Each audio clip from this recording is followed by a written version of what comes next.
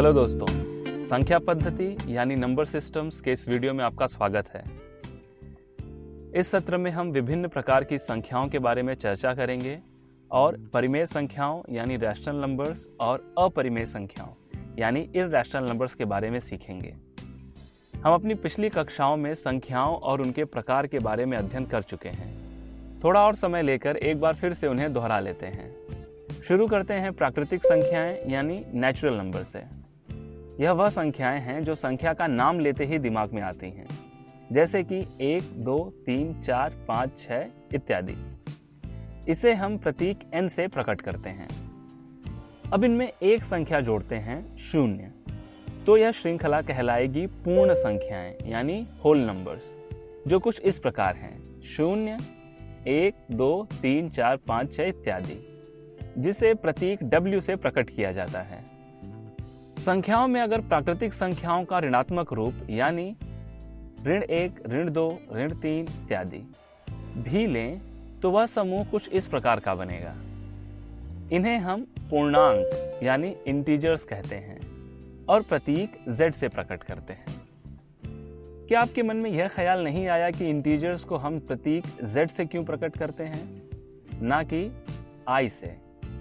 Z German शब्द ज़ेहलिन से लिया गया है, जिसका अर्थ है गिनना, और ज़ेहल इस शब्द का अर्थ है संख्या।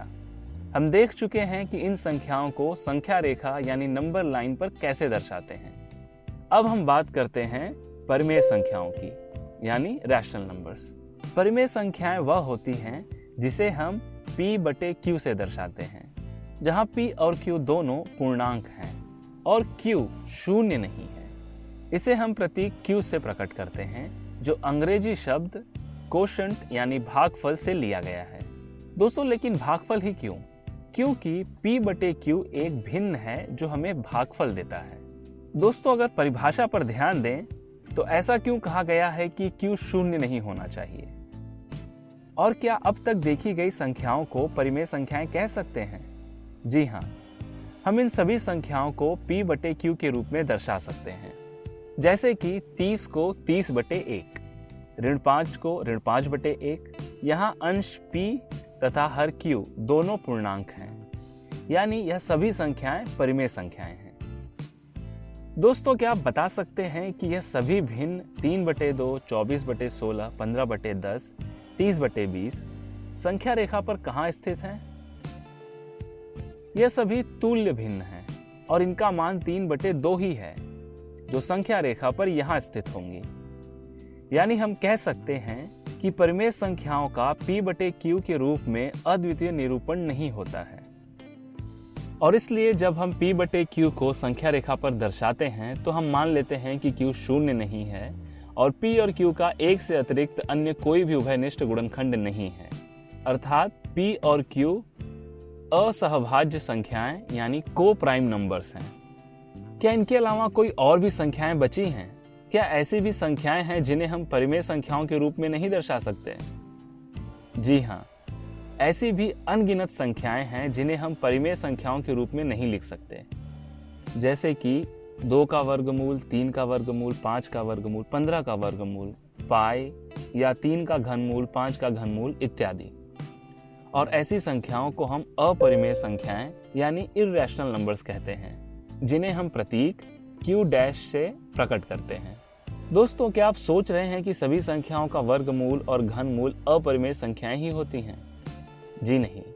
जैसे कि करनी में 4 जो होता है 2, और 2 एक परिमेय संख्या है, इसलिए करनी में 4 एक परिमेय संख्या है। उसी तरह करनी में 9, करनी में 16, करनी में 25 भी परिमेय संख्याएं ही हैं। और अब घनमूल की बात करें तो 8 का घनमूल होता है 2, जो एक परिमेय संख्या है, इसलिए 8 का घनमूल एक परिमेय संख्या है। उसी तरह 27 का घनमूल, 64 का घनमूल, 125 का घनमूल भी परिमेय संख्याएं ही हैं। जो संख्याएं पूर्ण वर्गमूल यानी परफेक्ट स्क्वायर रूट्स या पूर्ण घनमूल यानी परफेक्ट क्यूब रूट्स होती हैं, वह संख्याएं परिमेय संख्याएं कहलाती हैं। और जिन संख्याओं का उचित या पूर्ण वर्गमूल, घनमूल इत्यादि नहीं होता है, उन्हें हम अपरिमेय संख्याएं कहते हैं। अपरिमेय संख्याओं का पता सबसे पहले ग्रीस के महान गणितज्ञ और पाइथागोरस के अनुयायी क्रोटोन के हिपैक्स ने लगाया था और कहा था कि यह वह संख्याएं हैं जिन्हें पूर्णांकों के अनुपात के रूप में नहीं लिखा जा सकता है। उन्होंने सिद्ध किया था कि कर्णी में 2 यह एक अपरिमेय संख्या है।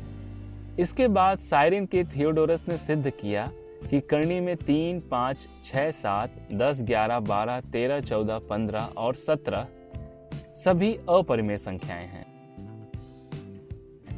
परिमेय और अपरिमेय इन दोनों संख्याओं को मिलाकर बनती हैं वास्तविक संख्याएं, यानी रियल नंबर्स, जिन्हें हम प्रतीक R से प्रकट करते हैं। यानी वास्तविक संख्या के अंतर्गत केवल 2 संख्याएं हैं, एक परिमेय और दूसरी अपरिमेय। चूंकि यह सभी संख्याएं वास्तविकता में उपलब्ध हैं, इसलिए इन्हें हम वास्तविक संख्याएं और उस संख्या रेखा को हम वास्तविक संख्या रेखा यानी रियल नंबर लाइन कहते हैं। इस वीडियो में बस इतना ही। इस सत्र में हमने विभिन्न प्रकार की संख्याओं के बारे में चर्चा की और परिमेय संख्याओं यानी रैशनल नंबर्स और अपरिमेय संख्याओं यानी इररैशनल नंबर्स के बारे में सीखा। अब मिलते हैं अगले वीडियो में। धन्यवाद।